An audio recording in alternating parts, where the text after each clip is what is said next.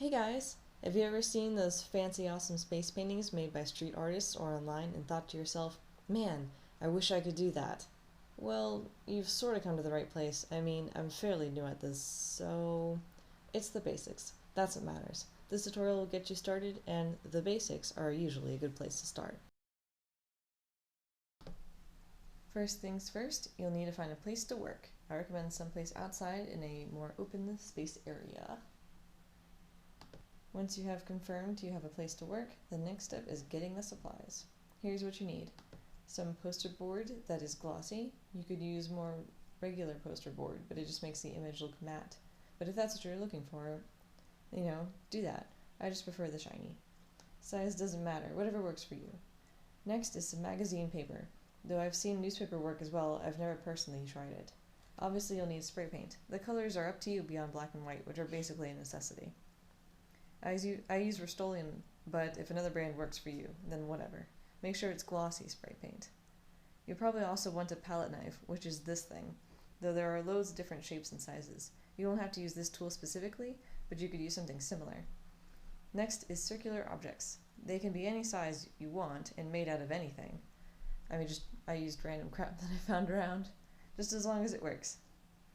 Gloves are very helpful and useful. Seriously, this stuff is murder to get off your hands. Spend the $3 and get a pack of surgical gloves. It's worth it. Also, you'll probably want a mask for, obvious reasons. An optional final thing is something to spray paint on since this crap is permanent and you probably don't want your driveway looking like a rainbow. But if you do, send pictures because that sounds really cool. Now that you've got all your stuff, it's time to get started. To set stuff up. Put on your mask and gloves, lay down your cardboard or whatever it is you're painting on, set up the paper so it's glossy side up. For those of you using matte paper, whichever side looks prettier. Line up whatever colors you want to use. To help myself work faster, I usually take off the caps. Put your magazine paper, circular objects, and palette knife or equivalent in easy to reach positions, and let's get the ball rolling. Once you've gotten an idea, or are just following along with this tutorial, it's time to start painting. Keep in mind this stuff can dry quick, so if you want to work as quickly as possible.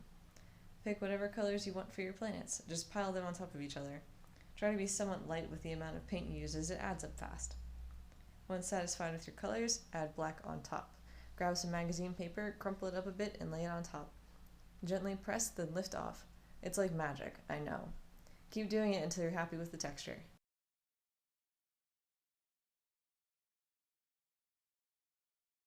Then take your black and pink crescent shadows where you want the shadows to go, as this is a planet and they are round.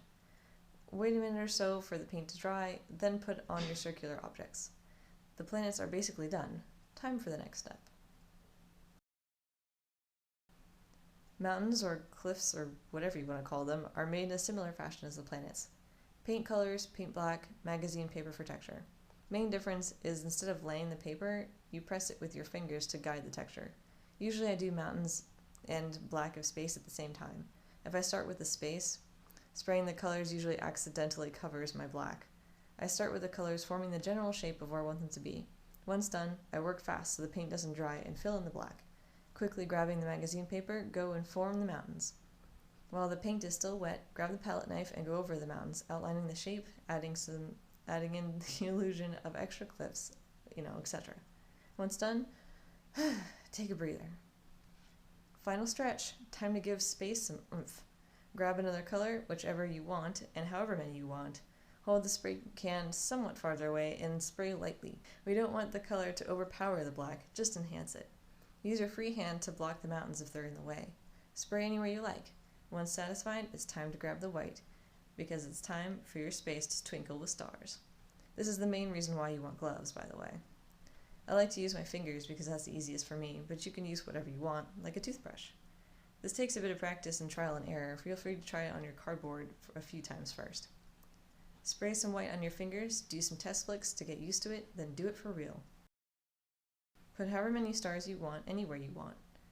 If you get any on your mountains, no big deal. Just spray whatever the color is on your finger or palette knife and gently paint over it. We made it! Time for my favorite part. Lifting up the circular objects to see those pretty little planets. Carefully pull them off and bask in the glory of your newfound skills. Time to go show off to your friends and family and make them all jealous of your amazingness.